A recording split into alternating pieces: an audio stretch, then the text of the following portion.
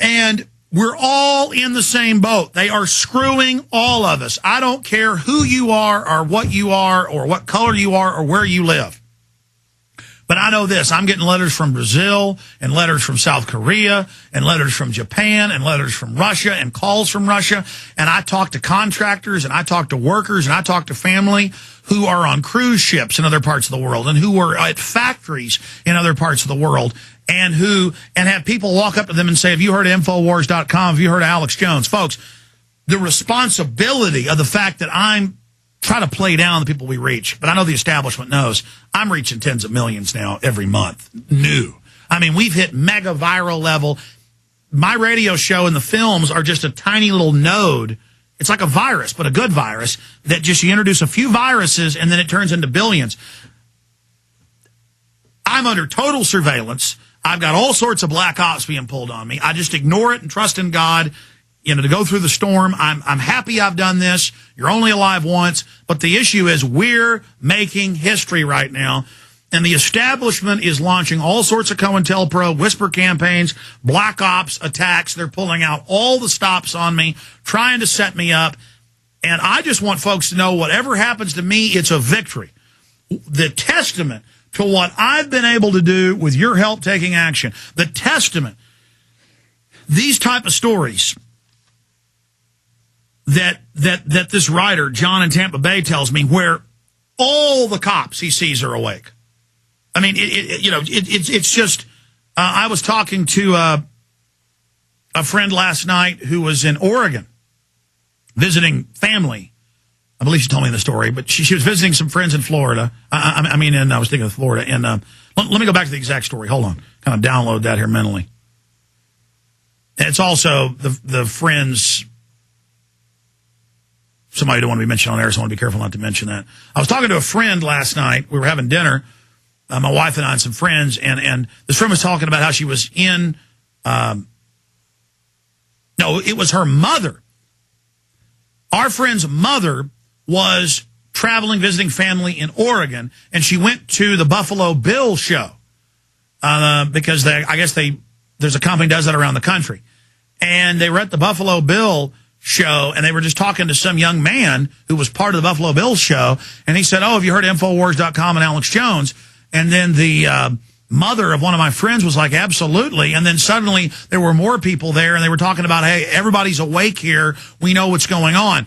My only point in telling that story is that everywhere I go and everybody I talk to, they're having the same experiences. And I get calls and I get letters from New York and Wisconsin and South Texas and Colorado and New Zealand.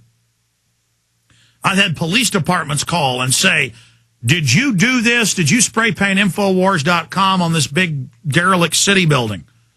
And they'll send us a photo in New Zealand of Infowars.com spray painted all across it. And I'm like, no.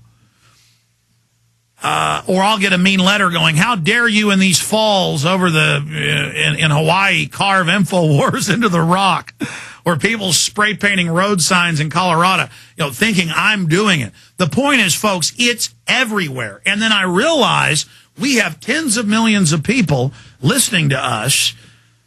We've actually got the attention of the people. What am I supposed to do? I mean, it's not even so much as a weight, is that it's just almost embarrassing. I mean, I'm not the guy for this job. I'm not the guy to be the leader of the resistance against the New World Order. But at the same time, who else is there? It's you.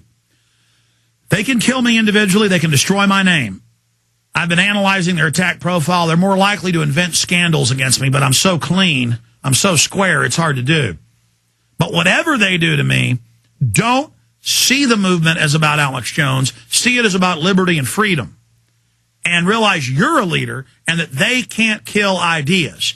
And that you, by going out, handing out DVDs, handing out films, handing out articles, handing out websites, starting your own local radio show, starting Access TV, starting your own local activist group, by going out and going to city council and taking action, if you will take action, people will join you. If you will build it, they will come. If you will engage the enemy, we can defeat them. Because the enemy's coming in like a flood now. There's no more denials. Open world government's been announced.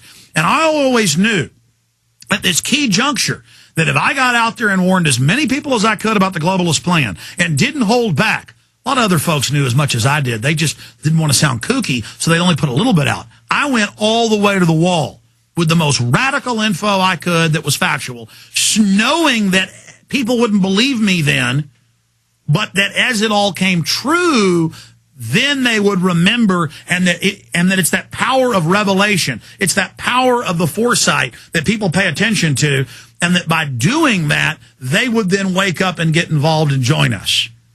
And we've done that. We planted tens of millions of seeds all across the world. And now those have grown mentally and spiritually, and they are planting seeds. And so the great harvest is coming. So the enemy's going to stage nuclear attacks. They're going to stage flu attacks. They're going to stage World War III type events, wars. They are going to bankrupt everything by design. They are going to bring in hell in an attempt to block us. But they were already going to do that. We're now just engaging them on our terms. They were attacking us anyways. We're just decided to fight back. Some people say, well, you're goading them into moving quicker. Yes, we are.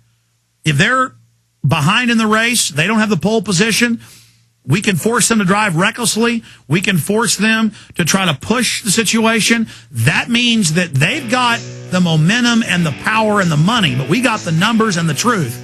And that it's a fight of our lives, a fight for our lives, and we're going to go 110% into this fight, swinging as hard as we can, committing. And when you commit and stop caring what happens to your body, what happens to your name, when you just get in the fight and go 110%, you're pretty much assured of victory, folks, if you'll just gut up and go absolutely A in the info war. Stay with us.